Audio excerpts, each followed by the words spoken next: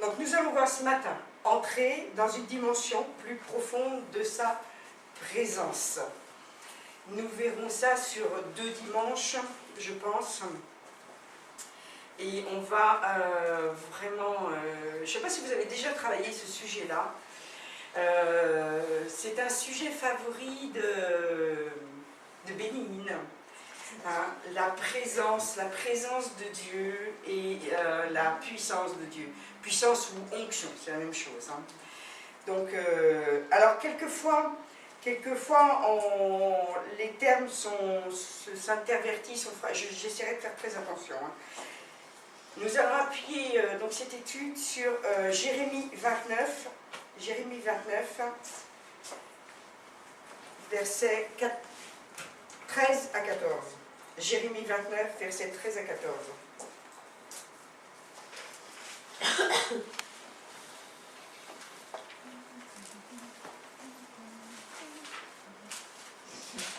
Jérémie 29, versets 13 à 14.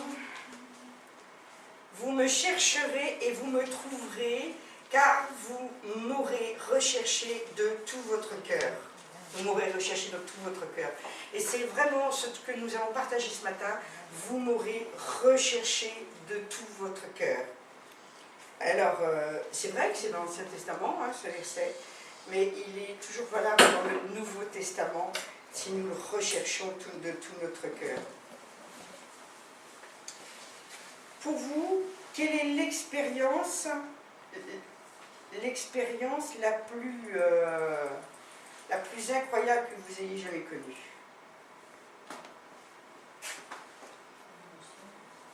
Il y en a plein.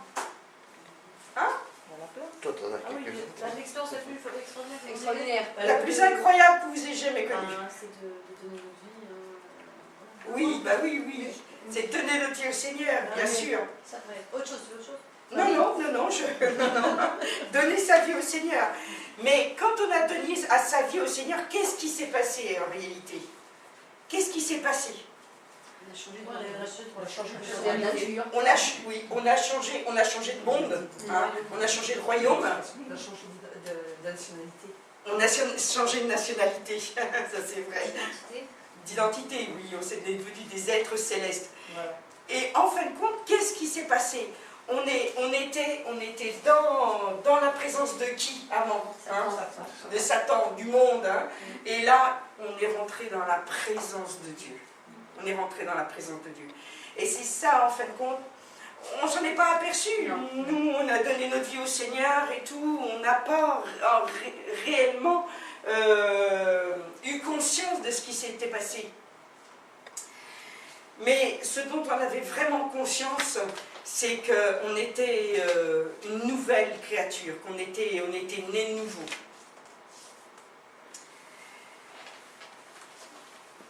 Et c'est vraiment un événement qui a marqué nos vies. Et c'est vraiment un événement sur lequel je reviens sans cesse quand les personnes sont dans le doute, en fin de compte,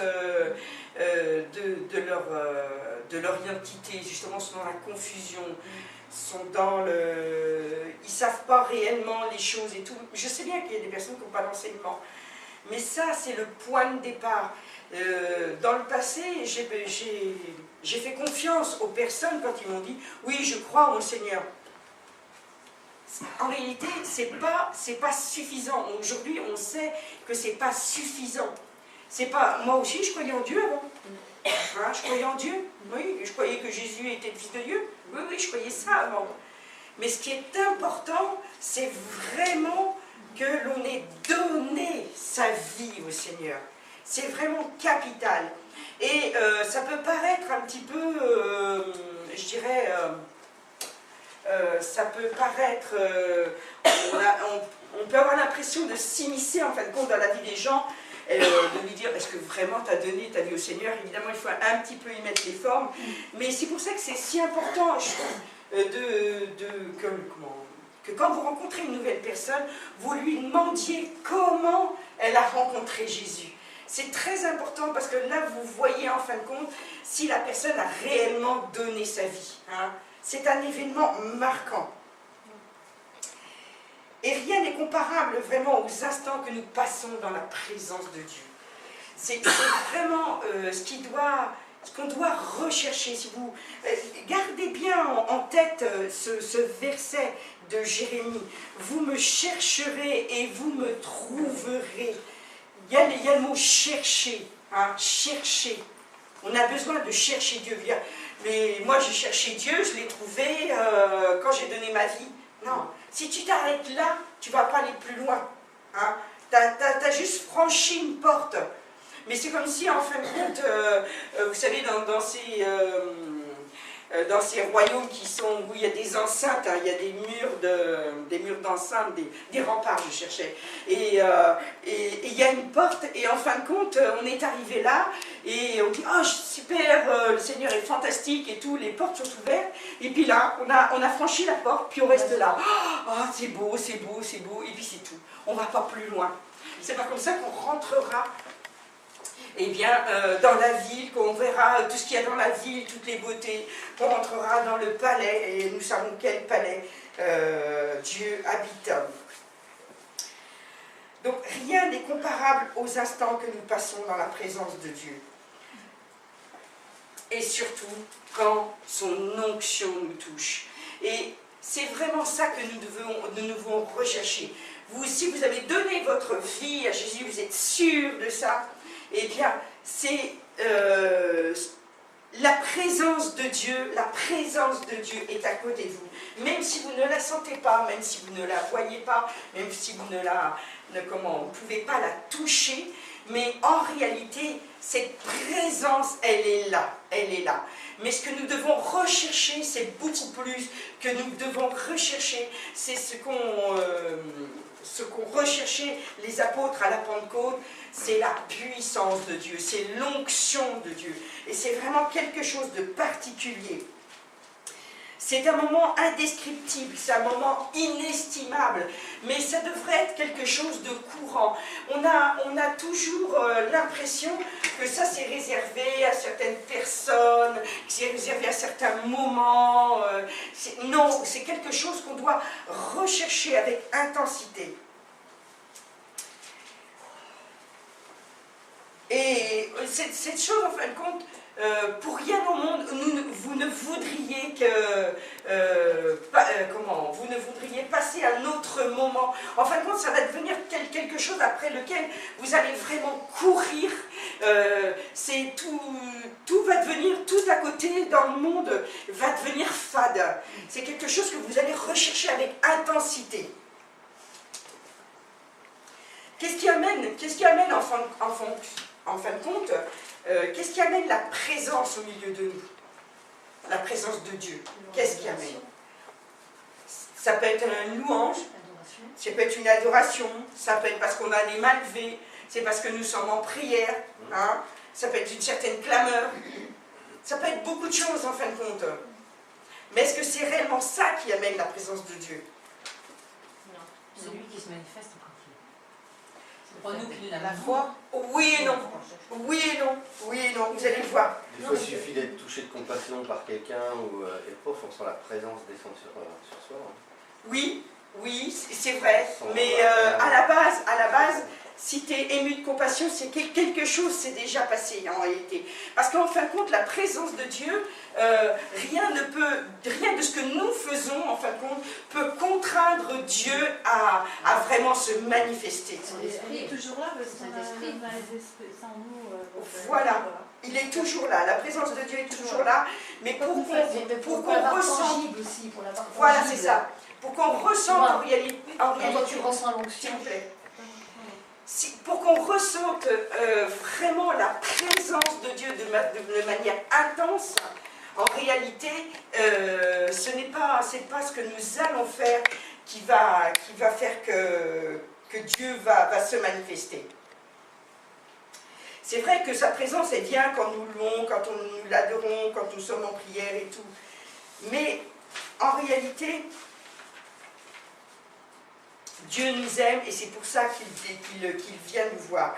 Ce qui vraiment va faire la différence, c'est quand nous soumettons nos cœurs Et c'est vraiment ça qui va faire. Pourquoi la présence de Dieu va en fin de compte plus se manifester à certains endroits et avec certaines personnes plutôt que d'autres, à certains moments, c'est parce qu'il y a des cœurs qui sont dans l'humilité, qui sont dans la soumission. Et c'est ça qui va faire la différence. C'est vraiment ça qui va faire la différence.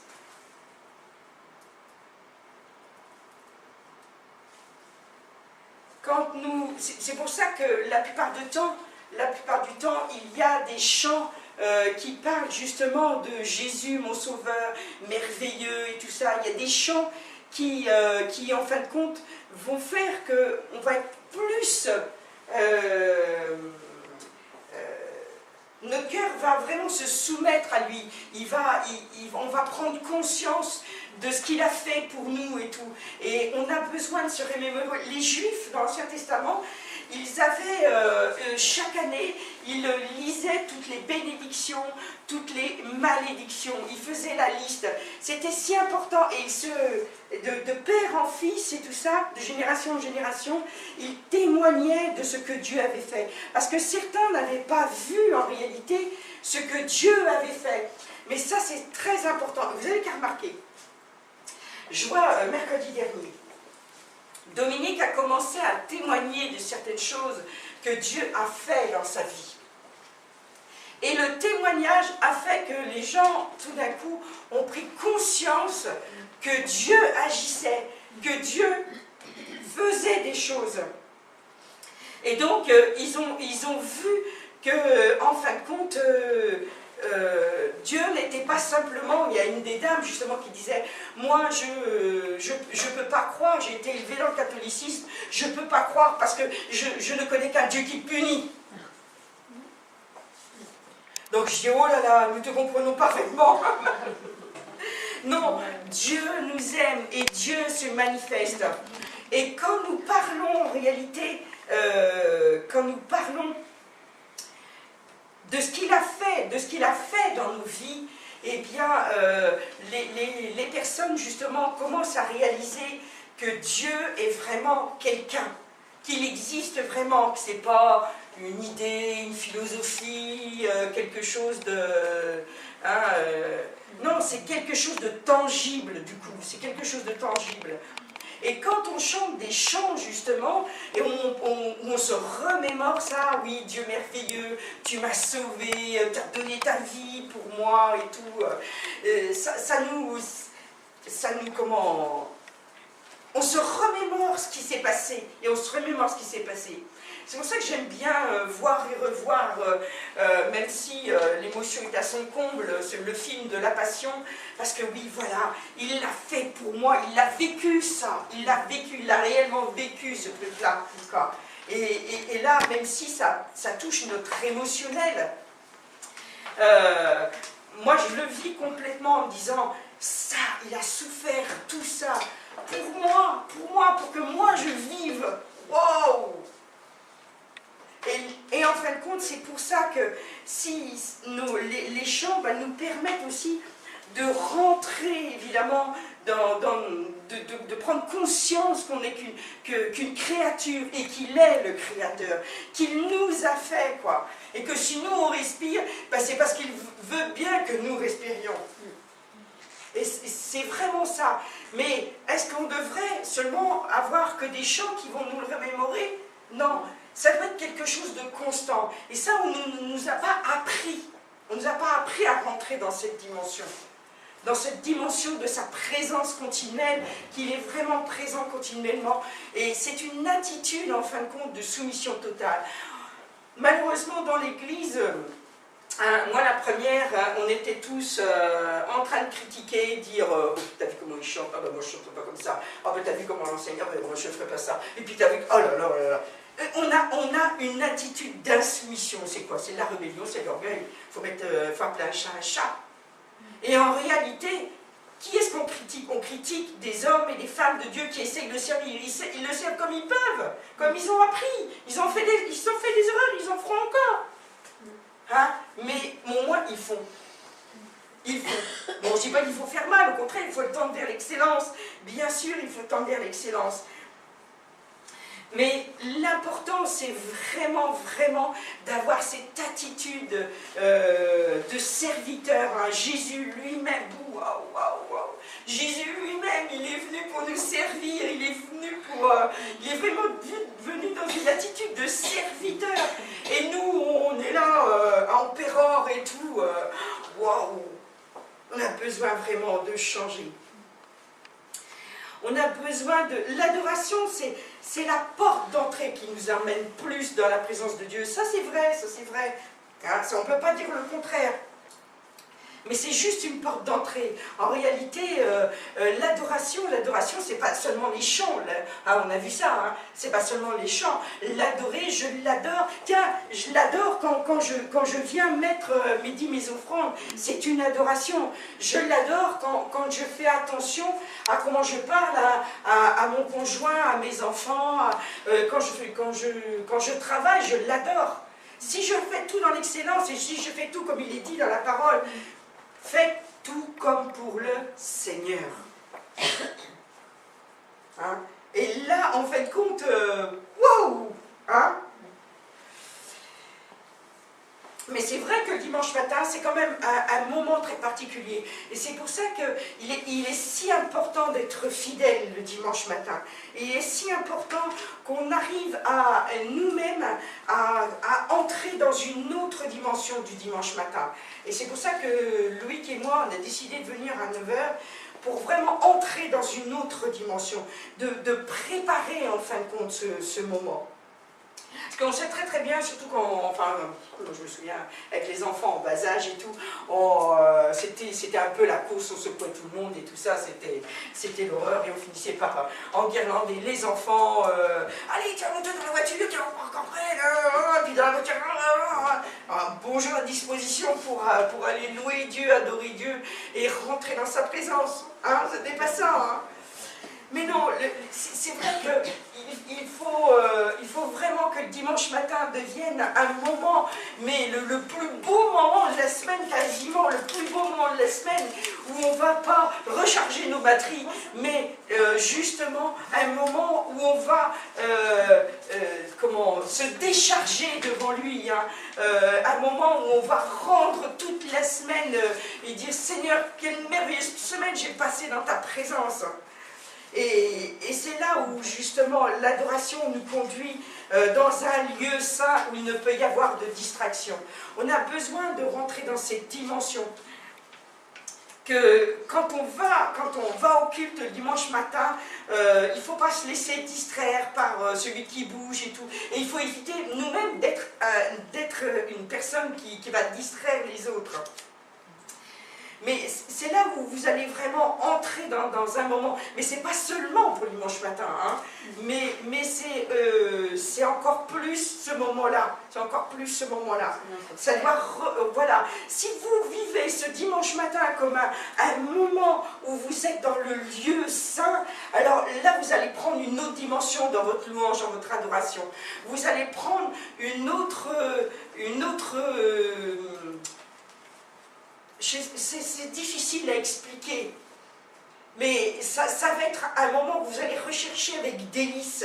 Hein. Ça va être un lieu de paix absolue et de sécurité. Ça va être un lieu de gloire indescriptible en dehors du temps. Ça va être un lieu de communion et puis de relation parfaite avec le Père. Ça va être un lieu que vous allez avoir envie de retrouver. Et là, du coup, eh bien, on va dire, oh là, il faut se lever, dire qu'on est dimanche, il faut se lever, le réveil sonne. Hein. Ça va être un besoin vital. Ça va être un besoin vital, en fin de compte. C'est vraiment quelque chose qu'on a besoin d'apprendre. On n'a pas été éduqués comme ça. Donc ça, c'était simplement pour vous mettre en bouche pour tout ce qui va suivre. Donc mon premier chapitre, c'est entrer dans une dimension plus profonde avec Dieu. Entrer dans une dimension plus profonde avec Dieu. On va aller voir dans Exode 33, 13. Et on reviendra sur Jérémie, hein. Gardez-le. Exode 33, 13.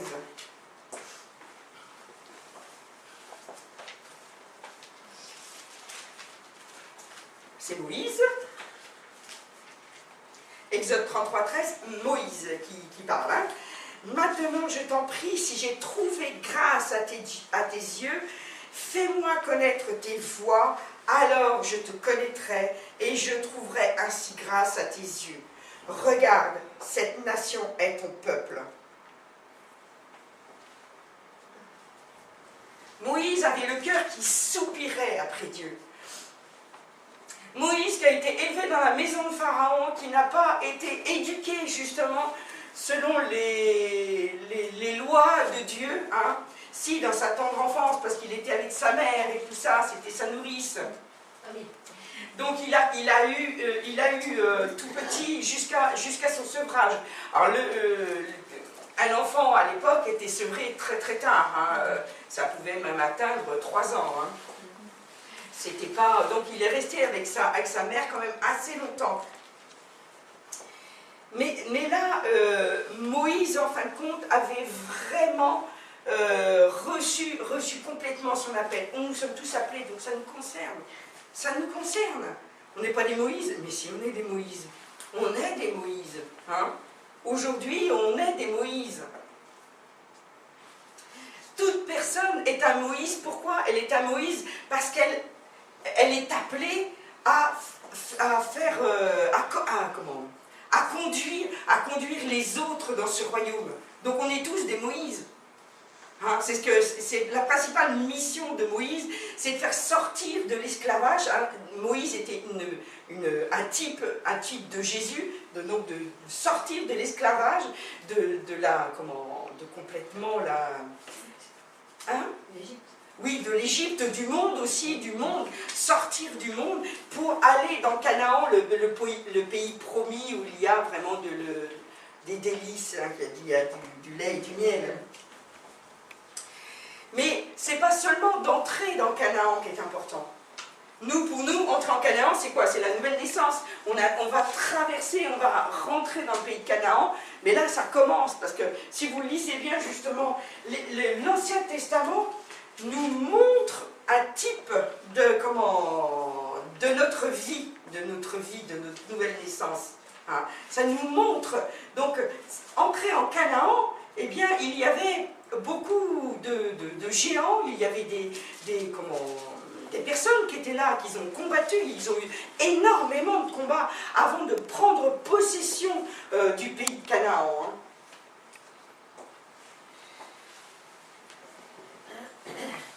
Donc, nous sommes appelés à faire ça aussi. Et quand Moïse, en fin de compte, Moïse, il voulait connaître Dieu pour pouvoir parler de Dieu. On ne peut pas parler de quelque chose que l'on connaît mal. Et quand on connaît quelque chose profondément, tout d'un coup il y a la passion, on a envie d'en parler, ça nous prend vraiment. Et notre langage va faire qu'on va communiquer. Vous n'avez qu'à écouter n'importe qui parler avec passion d'un sujet, ça vous captive. Ça vous captive. Alors, moi je connais à l'école, souvent quand on parlait d'histoire ou de géographie, oh là là, cours d'histoire,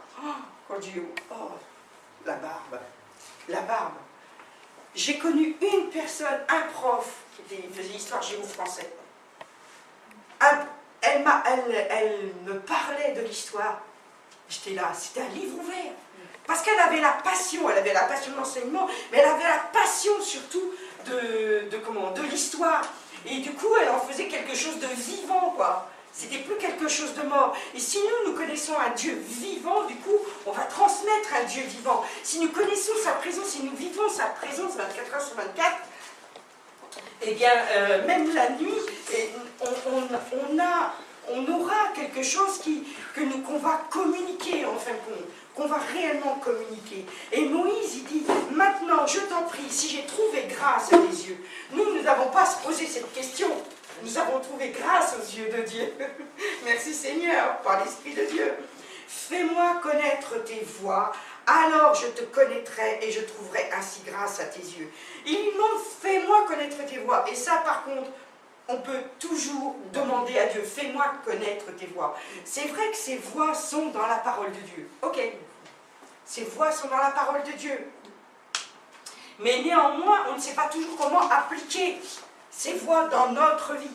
Et on a besoin de savoir où nous devons aller dans notre travail, ou quel conjoint nous devons choisir, qu'est-ce que nous devons faire avec nos enfants, comment nous devons agir dans notre travail, avec nos collègues.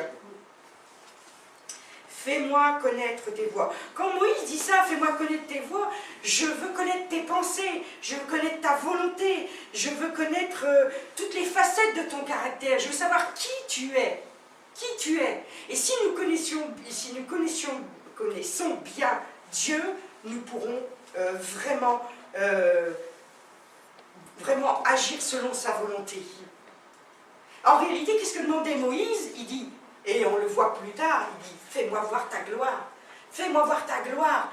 Et quand on connaît bien Dieu, qu'on connaît bien la présence de Dieu, eh bien là, en fin de compte, on peut aller plus loin. Fais-moi voir ta gloire, Seigneur. Fais-moi voir ta gloire, Seigneur. Fais-moi voir ta gloire. Moi, je veux voir ta gloire, mais dans tous les domaines, je veux voir ta gloire. Je parle de toi à quelqu'un, je veux voir ta gloire descendre sur cette personne. Qu'elle soit guérie, qu'elle te reçoive surtout, qu'elle donne sa vie, le plus grand des miracles. Fais-moi voir ta gloire, Seigneur. Et cette prière, elle vient vraiment des profondeurs de son être. Hein. Pourquoi? Parce qu'il a un désir intense et sincère de le connaître.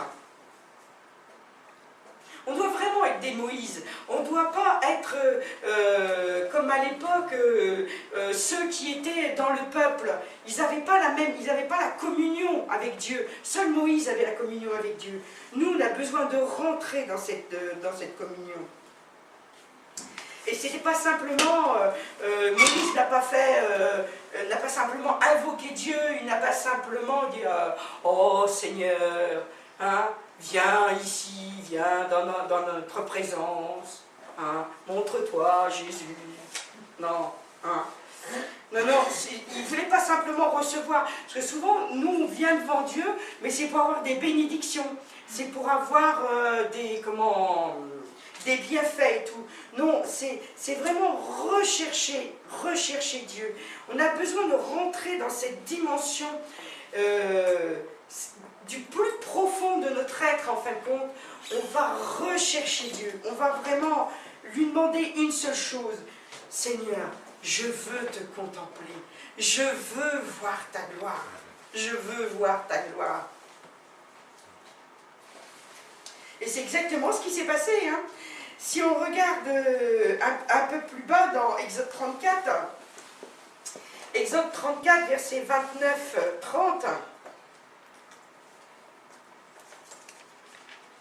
Exode 34, versets 29-30, Moïse descendit du mont Sinaï. Les 2 tablettes du témoignage étaient dans la main de Moïse lorsqu'il descendit de la montagne.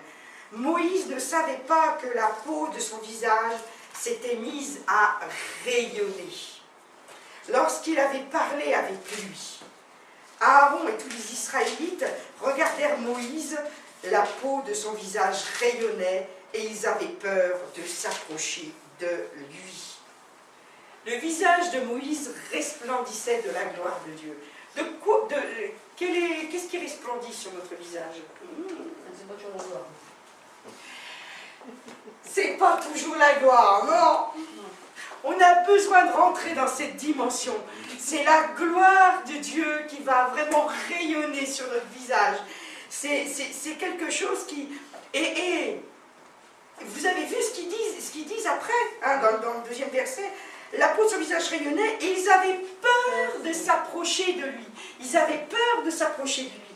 Donc, c'est vraiment ça. En fin de compte, on va tellement rayonner de la gloire de Dieu que les gens, c'est comme quand il y a des visitations d'anges, la première chose que dit l'ange, n'aie pas peur, ne crains pas. Et ben, ça va être pareil. Les gens vont être là, oh là là, qu'est-ce qu'elle a? Ah, c'est bizarre. Ils vont ressentir ça. Je sais pas, mais moi je veux ça. Moi j'en veux plus. J'en veux plus. Je sais déjà que ça se manifeste.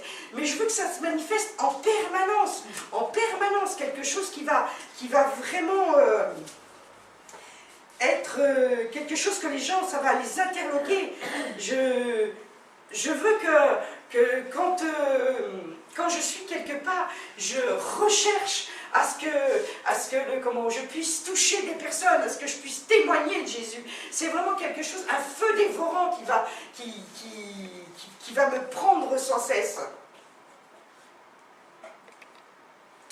Et ça, c'est pour tous. Le verset que je citais tout à l'heure, c'est dans Acte 10, verset 34, quand il est dit que Dieu ne fait pas de différence entre les hommes. Il ne fait pas d'acceptation. Hein. Acte 10, verset 34. Alors Pierre prit la parole et dit, maintenant je me rends compte combien il est vrai que Dieu ne fait pas de différence entre les hommes. Dieu ne fait pas de différence. C'est pour tous, quel que soit le ministère auquel nous sommes appelés, quel que soit, il ne fait pas de différence. Il veut que ses enfants rayonnent de sa gloire. Il veut vraiment que ses enfants rayonnent de sa gloire.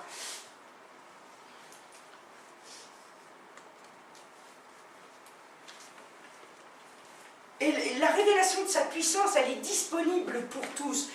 Mais si nous le cherchons véritablement, nous allons revenir sur Jérémie 29, que l'on a pris au début, Jérémie 29, verset 13 à 14, il dit, vous me chercherez et vous me trouverez.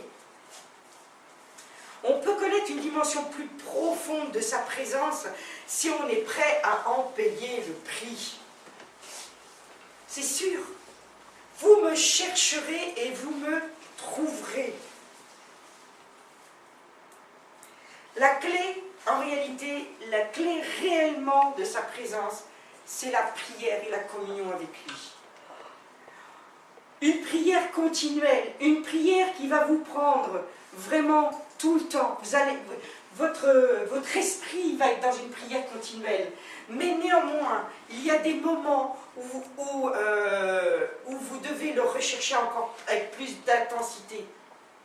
Nous avons besoin aussi, il y a un prix à payer. Le prix à payer, eh bien oui, c'est le matin de prendre le temps, ah oui, il faut mettre le réveil un peu plus vite, de prendre le temps d'avoir un moment de communion avec lui, une communion seul à seul avec lui. Même si nous sommes en couple, prenez ce temps de communion seul à seul avec lui. Seul à seul. Un moment où vous allez vraiment le chercher. Vous savez, dans les guérisons, si vous vous souvenez des témoignages de guérison, Jésus, il avait toujours une parole où Pierre ou Paul même disait, le veux-tu vraiment? Il dit, qu'est-ce que tu veux? Attends, tu vois un aveugle, tu vois un boiteux, tu lui demandes qu'est-ce que tu veux? Je sais pas, c'est la question un peu délicate, enfin on ne pose pas ce genre de questions. Tu sais bien qu'un aveugle, il veut voir. Tu sais bien qu'un aveugle veut être guéri. Non. Le veux-tu vraiment? Si tu cherches Dieu, tu le trouveras. Si tu cherches Dieu, tu le trouveras.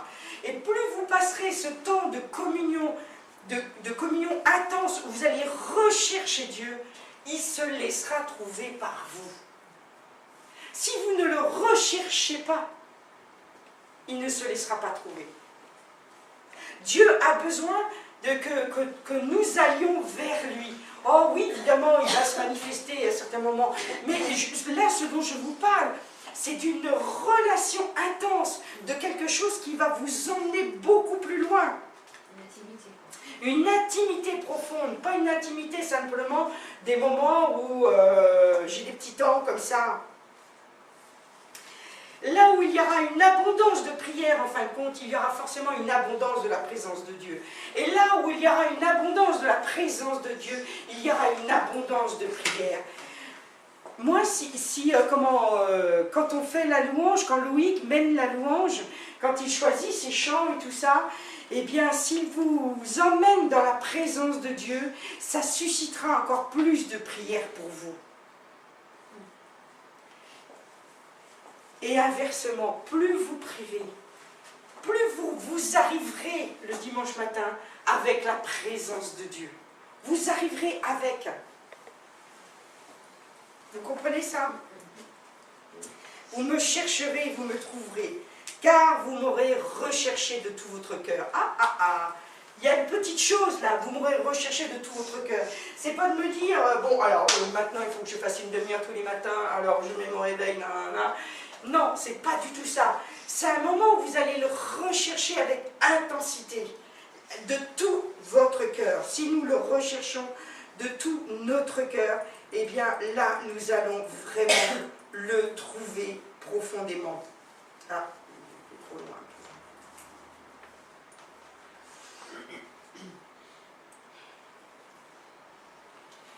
Nous allons voir Psaume 19, verset 14. Les Écritures promettent que nous le trouverons si nous le cherchons sans réserve et de tout notre cœur. Alors pensez-y bien, la prière et la présence de Dieu sont inséparables. Inséparables. Parce qu'en réalité, la prière véritable, c'est le véhicule qui prépare nos cœurs, hein, et qui nous conduit dans la glorieuse présence de Dieu. Et la prière authentique, elle émane de notre relation véritable avec Dieu. Si nous avons une véritable relation, eh bien, nous rentrerons dans une prière authentique. Mais il faut prier comme priait David dans Psaume 19, verset 14. « Reçois favorablement les paroles de ma bouche. Reçois favorablement les paroles de ma bouche et les sentiments de mon cœur. » Non, c'est pas ça du tout. Non, c'est pas ça. Pas 19 alors. C'est pas ça. Préserve aussi ton serviteur du sentiment d'orgueil qu'il ne domine pas sur moi. Ouais. Alors, Je te remontais. j'ai fait une erreur dans le... C'est le verset 13, non? Oui, de 19, oui. 19, verset 13. Oui, mais c'est celui-là, c'est pas celui que tu dis. Reçois favorablement les paroles de ma bouche. Non. Ah, c'est 15, c'est 15. C'est Ah, 15. 15. Ah, Ça c'est dépend 15. des versions. C'est ou avant ou après. Reçois favorablement les paroles de ma bouche et les sentiments de mon cœur, ô Éternel, mon rocher et mon libérateur. C'est verset 15. Oui. Ah, fais-moi d'accueil les paroles de ma bouche. C'est le dernier. Ça dépend des versions. Oui. Reçois favorablement. Oui, c'est ça. On a besoin de rentrer dans cette dimension de la prière comme David. David avait ce privilège d'avoir une relation avec Dieu.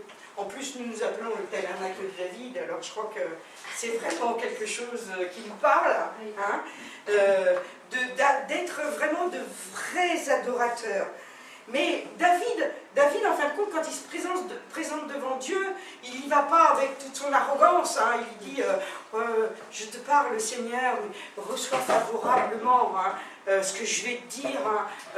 Est-ce que vraiment ce que je vais te dire, ça va être ce que tu veux entendre, mais est-ce que c'est correct ce que je dis en fin de compte, hein.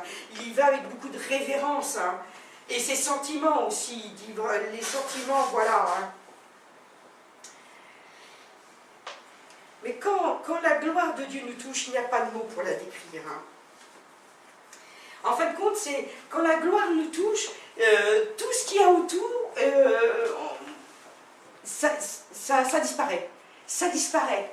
Il n'y a plus rien. Et on a besoin de rentrer dans cette dimension le dimanche matin. Si on y arrive le dimanche matin, ça va être courant dans la vie de tous les jours. Parce que dans la vie de tous les jours, il y en a des distractions. Hein.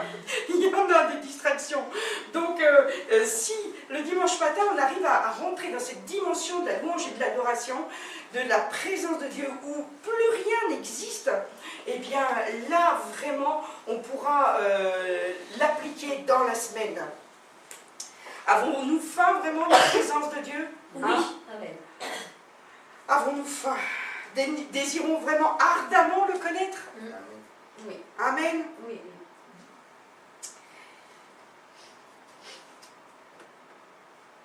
C'est le temps que vous allez passer vraiment avec le Maître, avec Jésus, dans la prière, qui va changer ça. Qui va changer ça. Si toute la semaine vous travaillez ce temps de prière, vous allez arriver le dimanche matin dans une dimension waouh.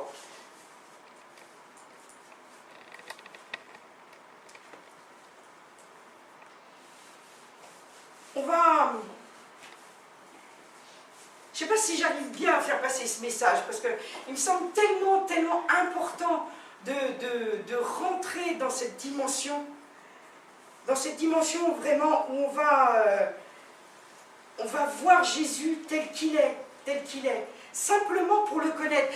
On ne va pas rentrer dans cette dimension de prière pour lui demander des choses. On va rentrer déjà pour être près de lui, pour être dans sa présence, quoi. Vous comprenez ce que je veux dire, hein? Comment? Oui. Voilà, quand on lit le cantique des cantiques, il en a mis une partie ce matin, et c'est vraiment ça, quoi. Et là, quand vous allez vous approcher de lui, lui, il s'approchera de vous. Et vous ressentirez sa présence. Quand on le contemple et quand on a faim de sa présence, eh bien, on commence à le connaître dans une dimension nouvelle. On commence à le connaître vraiment d'une façon plus profonde. Et dans Jérémie 33, verset 3, justement, Jérémie 33, verset 3,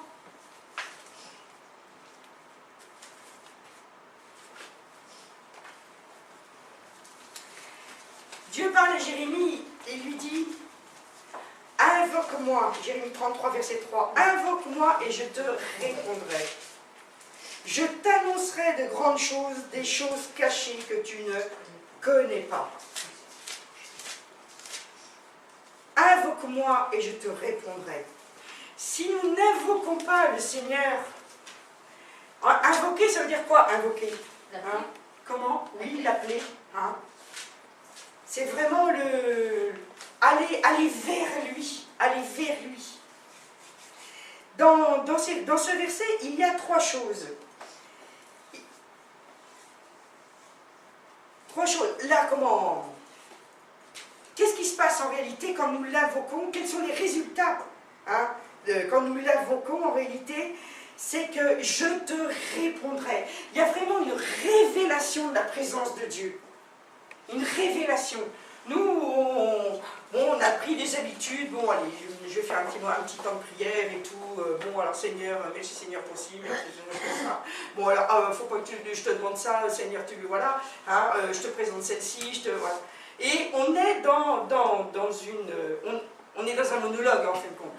On n'est pas dans une conversation, on n'est pas dans une relation.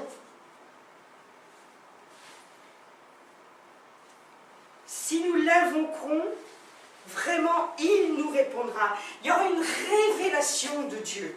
Et c'est ce dont nous avons besoin, que nous ayons une révélation de Dieu. C'est vraiment ça, mais au quotidien, une révélation profonde. Et il dit, je t'annoncerai de grandes choses. Je t'annoncerai de grandes choses. Nous aurons des visions. Dieu nous montrera les choses. Il y a des personnes qui disent, ah ben, je ne sais toujours pas ce que Dieu veut que je fasse dans ma vie. Au bout de 25 ans, c'est dommage. Hein? C'est vraiment dommage. Il y a un problème. On a besoin de rentrer dans cette révélation de Dieu, dans cette communion intime, pour qu'il nous révèle des choses cachées. Hein? Et en plus, des choses cachées que tu ne connais pas. Nous aurons la connaissance. La connaissance, pas de petites choses, mais de grandes choses. Nous avons besoin de savoir ce que Dieu veut pour nous dans notre vie. Dieu nous appelle, vous et moi, à faire cette expérience au quotidien, d'une dimension d'intimité plus profonde avec lui. Dans la prière, une prière vraiment puissante et lointaine. C'est ce genre de prière où on oublie le temps. Il y a, oh, il est juste là. Là, vous allez, si vous faites ça le matin, je vous assure, mettez-vous un rappel pour arrêter le temps de prière, parce que vous n'allez plus arriver à l'heure. Hein. Parce qu'il y aura une telle dimension que vous n'aurez qu'une hâte, c'est de retrouver un autre moment de prière pour entrer dans cette dimension. Et vous le chercherez même dans la journée. Mais quand vous priez, ça c'est mon deuxième point, deuxième chapitre, quand vous priez, et ça c'est très très important, quand vous priez, ne parlez pas avant de savoir si Dieu vous écoute. Oups.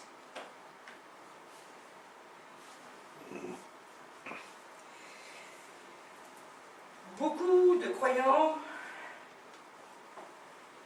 désirent sincèrement entrer dans cette dimension plus profonde de la prière, de la présence de Dieu. Mais ils ne savent pas ce que ça leur demande. Quand je vous ai dit qu'il y a un prix à payer, il y a un prix à payer.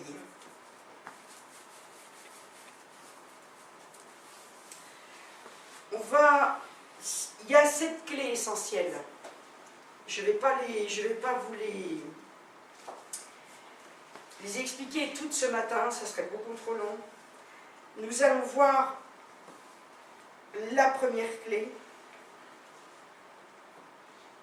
c'est le désir. Tout part du désir. Dans 2 Chroniques 15-15,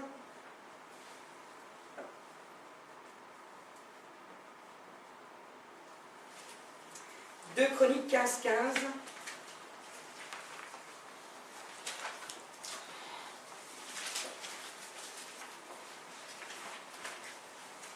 tout Juda se réjouit de ce serment, car c'est de tout leur cœur qu'ils l'avaient fait. C'est de toute leur volonté qu'ils avaient cherché le Seigneur. Et celui-ci s'était laissé trouver par eux. Le Seigneur leur accorda le repos de tous côtés. Nous, c'est pareil. C'est de tout notre cœur que nous devons rechercher le Seigneur. De toute notre volonté que nous devons vraiment le chercher. Et le Seigneur se laissera trouver par nous.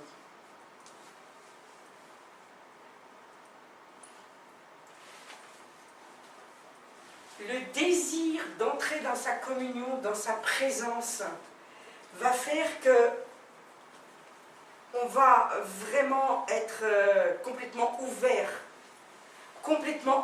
à ce qu'il veut nous révéler.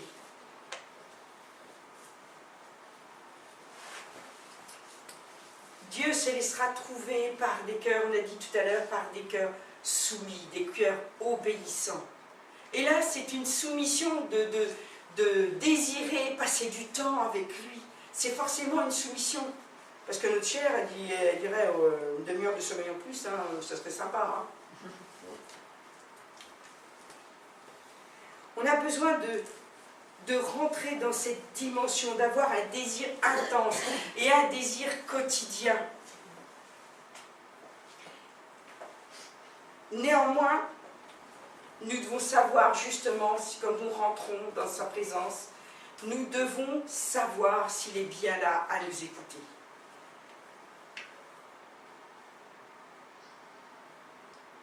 Dans Psaume 80, verset 18, j'espère que c'est le bon nom. Psaume 80, verset 18.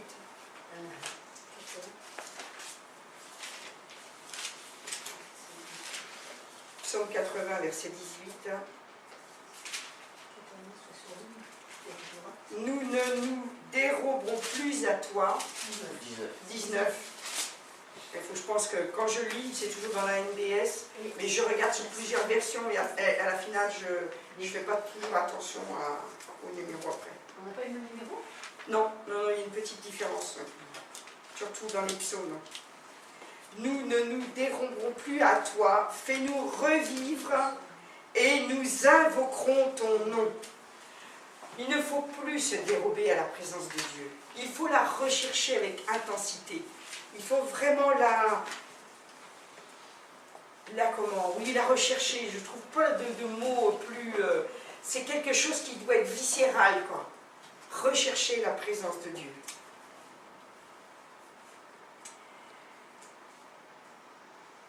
Mais savez-vous qu'en fin de compte, nous ne pouvons pas chercher Dieu à moins qu'il ne nous cherche d'abord. Ça, c'est un comble. Il nous attire à lui constamment. Et c'est pour ça que, justement, on ne peut donner sa vie au Seigneur que s'il ne nous attire. Nous sommes attirés par sa parole. Donc nous pouvons demander à Dieu de nous aider à prier, de nous aider vraiment à rentrer dans cette dimension. Mais ne nous précipitons pas avec nos prières, c'est surtout ça aussi. Vraiment ce que nous voulons rechercher, c'est vraiment sa présence. Et c'est le Saint-Esprit qui va faire que il va mettre dans notre bouche. C'est pour ça commencer nos prières en parlant en langue, c'est ça que c'est si important. Là, on est tranquille, on sait qu'on s'adresse à Dieu avec la pensée et la volonté de Dieu. C'est pour ça que commencez vraiment à parler en langue. Cherchez pas les sujets de prière, même si on peut faire des listes pour des besoins et tout, mais on en fait des listes.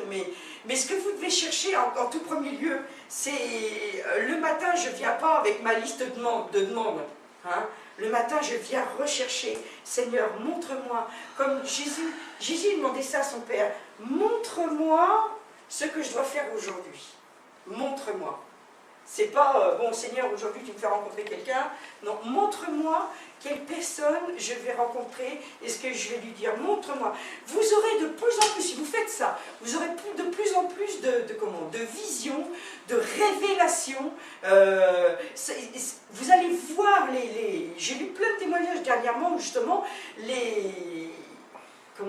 ils avaient des visions de ce qu'ils allaient faire, de là où ils devaient aller, même des endroits avec le vase sur la table, avec les roses, enfin tout, c'était vraiment, ils l'avaient vu en vision. Et là c'est facile, vous arrivez dans un endroit, ah, le Seigneur me l'a montré. Il dit, bon, le Seigneur veut agir. Et le Seigneur, il veut... et là, vous avez juste à faire ce qu'il a demandé. C'est quand même plus facile. Ah bah oui. Vous savez que vous arrivez dans un endroit, vous voyez un paralytique, et vous l'avez vu marcher. Vous ne l'aviez peut-être pas vu dans votre vision, dans le fauteuil roulant, mais vous, dans votre vision, vous l'avez vu marcher. Waouh! Il n'y a plus qu'à faire. Il n'y a plus qu'à faire. Et c'est là où on va rentrer dans cette dimension. On va avoir le discernement, un discernement des esprits. On va avoir le discernement. Et notre foi, le don de foi va s'exercer puisque ça va être tellement facile.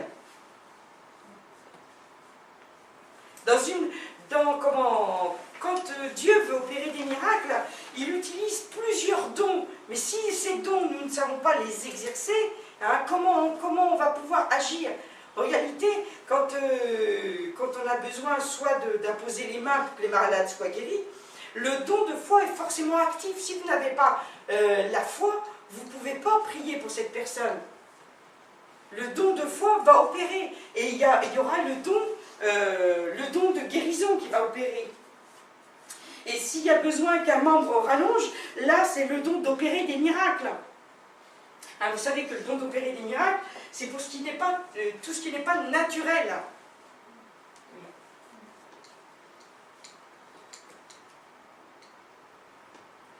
Je vais vous donner un dernier verset dans Ecclésiaste, un petit livre que je n'ai pas souvent ouvert. Ecclésiaste 5, verset 2, c'est après les proverbes. Les cantiques des cantiques aussi.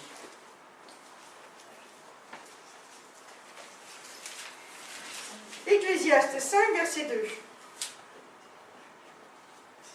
2. Ne te presse pas d'ouvrir la bouche, que ton cœur ne se hâte pas d'exprimer une parole devant Dieu, car Dieu est au ciel et toi sur la terre. Que tes paroles soient donc peu nombreuses. C'est pas ça qu'on a. C'est pas ça. Ecclésiaste 5. Ça revient un peu à ça, mais c'est pas tout à fait. C'est le 1. Moi, c'est le 1. C'est le 1. Ah, c'est le 1. Oui. On va pas d'ouvrir la bouche. Ne te presse pas d'ouvrir la bouche, Ouais. car que ton cœur ne se hâte pas d'exprimer une parole devant Dieu, car Dieu est au ciel et toi sur la terre. Que tes paroles soient donc peu nombreuses. Peu nombreuses.